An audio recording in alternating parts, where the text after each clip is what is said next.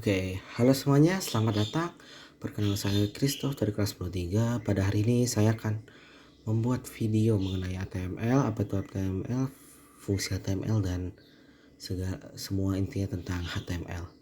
Sebelum itu pasti kita sudah tahu kan website berita, YouTube atau apapun itu lah ya. Nah, seperti ini contohnya. Ya, seperti ini website berita, Instagram dan YouTube seperti ini. Nah, website seperti itu biasanya dibuat menggunakan HTML atau merupakan singkatan dari Hypertext Markup Language, di mana HTML sendiri merupakan suatu bahasa pemrograman yang biasanya digunakan untuk membuat web. Bukan biasanya, emang fungsinya untuk membuat sebuah web. Namun dia bukan membuat web secara utuh, namun dia membuat struktur utamanya saja, tidak sampai menghias atau bahkan sampai dia belum mendetail, hanya struktur awalannya saja. Nah ya, habis itu fungsi HTML ya, seperti yang tadi sudah dibilang, fungsi HTML sendiri ya untuk membuat struktur dari website yang ingin dibuat, seperti strukturnya seperti misalnya ingin menampilkan foto, video, paragraf. Nah itu bisa, dia struktur utama itu buatnya di HTML. Maka dari itu kita langsung ke Microsoft Visual Studio Code yang agar penjelasannya bisa lebih menjelas lagi. Oke, kita lanjut. Sekarang di sini kita akan langsung membuat file HTML ya. Agar mudah, jadi agar lebih teratur, saya membuat foldernya terlebih dahulu. Di sini namanya ASS.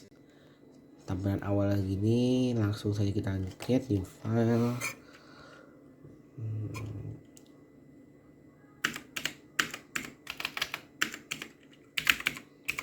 Jangan lupa setiap membuat file HTML harus diakhiri dengan .html. Sudah, jika tampilan sini langsung saja tanda seru dan enter, maka seluruh struktur dari HTML di sini sudah ada. Dimana struktur utamanya itu ada HTML dan ya di sini HTML, di mana tuh HTML merupakan akar atau intinya itu adalah struktur utama ya, jelas ya, karena dia sendiri, karena ini merupakan file HTML maka pasti harus diawali dengan ditutup oleh HTML. Lalu selanjutnya ada namanya head di sini adalah tempat untuk informasi tentang dokumen ini tuh seperti untuk menaruh identitas dari si dokumen ini atau website ini. Selanjutnya ada body ini adalah tempat menaruh seluruh isi konten yang ingin ditampilkan. Lalu ini ada doctype, ini tuh adalah struktur untuk mendeklarasikan bahwa file ini tuh adalah file HTML. Mengenai title ya, title tuh sebelah sini karena saya ingin membuat website tentang Formula One, jadi sudah.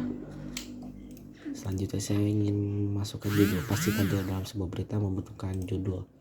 Jadi untuk membuat judul membutuhkan elemen H1 ya. Oh ya, sebelum itu sebentar ya, saya lanjutkan dulu ya. Buat elemen H1 dimana adalah heading atau header 1, dimana nanti tulisan kita akan menjadi bold atau tercetak tebal, dan ini ada akan besar. Ini juga saya akan menggunakan elemen center, dimana fungsinya agar nanti si tulisannya tuh ada di tengah. Sudah seperti ini. Selanjutnya saya akan memasukkan gambar. Nah sebelum itu, karena ini ada istilah baru, maka saya harus mengenalkan dulu beberapa istilah dalam HTML. Yang pertama contohnya tuh ada namanya ada yang namanya elemen tuh ini ada struktur dasarnya jika ingin menampilkan suatu konten itu maksudnya ini ya, seperti tulisan, gambar dan lain-lainnya. Contohnya ada body, H1, dan itu adalah semuanya elemen juga terbagi dua menjadi elemen ganda dan tunggal. Dimana elemen ganda tuh ada pembuka dan penutupnya seperti body ini. Kalau tunggal hanya tidak ada pembuka dan penutupnya seperti HR, maka mau garis seperti ini.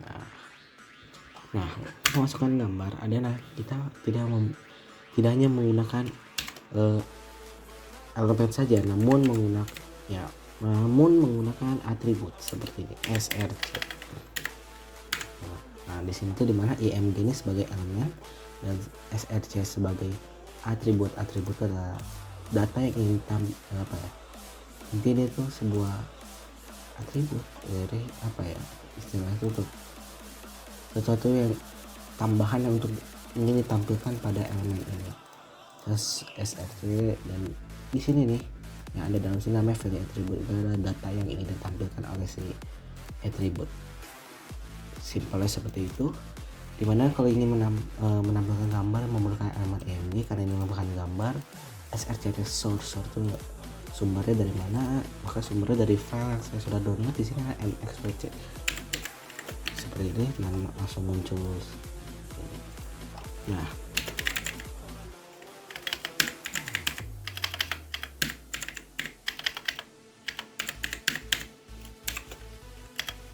dimana di sini tuh img itu gambar src source.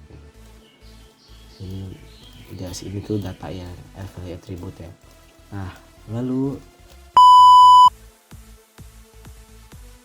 udah seperti ini gambar, dan ini harus tambahkan atribut lain yaitu width ya, karena ini terlalu besar. Dan sudah ini juga diterangkan menggunakan elemen center. Selanjutnya saya akan membuat paragraf beritanya, jadi menggunakan elemen P, mana P-nya adalah paragraf. Di sini saya akan membuatnya terlebih dahulu, baru saya akan jelaskan. Dan sudah jadi seperti ini, dimana saya menambahkan beberapa elemen tambahan seperti elemen bold yang mana fungsinya untuk menambahkan hurufnya di sini. Lalu ada SUP atau superscript yang dimana fungsi itu membuat sebagai pangkat. Ini juga sebenarnya bisa bukan pangkat saja, namun bisa jadi di bawah seperti ini menggunakan elemen SUB, namun saya menggunakan pangkat. Lanjut di sini saya juga ada menggunakan elemen U atau underline, yang dimana hasilnya dia akan membuat seperti ini ya, garis di bawah huruf tersebut. Selanjutnya ada I atau italic, dia tuh membuat hurufnya menjadi miring seperti yang di sini. Lalu ada juga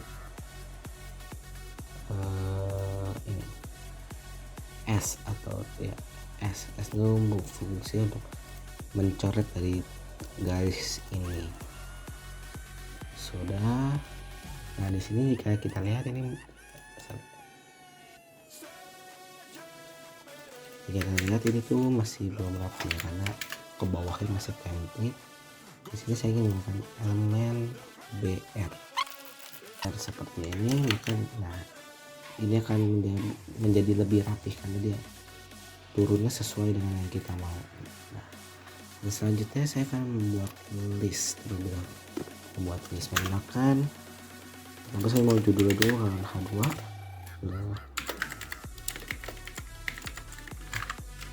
Judulnya dulu. H2 ini sama H1 sebenarnya sama saja untuk membuat judul, namun bedanya H2 tuh hurufnya lebih kecil, hanya hurufnya lebih kecil saja.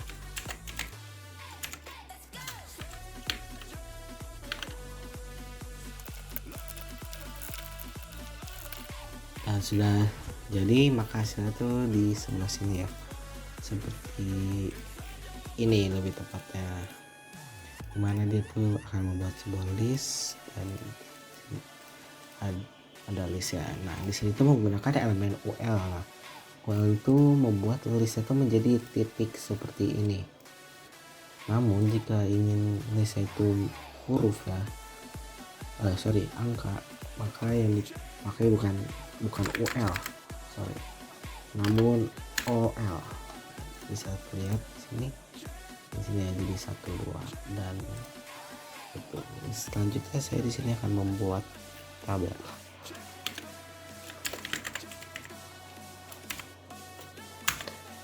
Dalam membuat tabel tuh ada menggunakan beberapa elemen seperti table, tr tuh untuk membuat ke bawahnya barisnya ke bawah, lalu menggunakan elemen td atau th untuk kolomnya.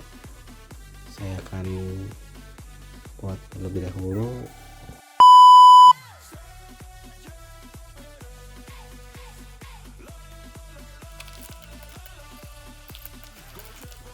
Dan oke, sudah jadi seperti ini, dimana tr tuh untuk membuat barisnya. Di sini ada 3 baris, 1 2 3, maka tr paket tr ya ada 1 2 3.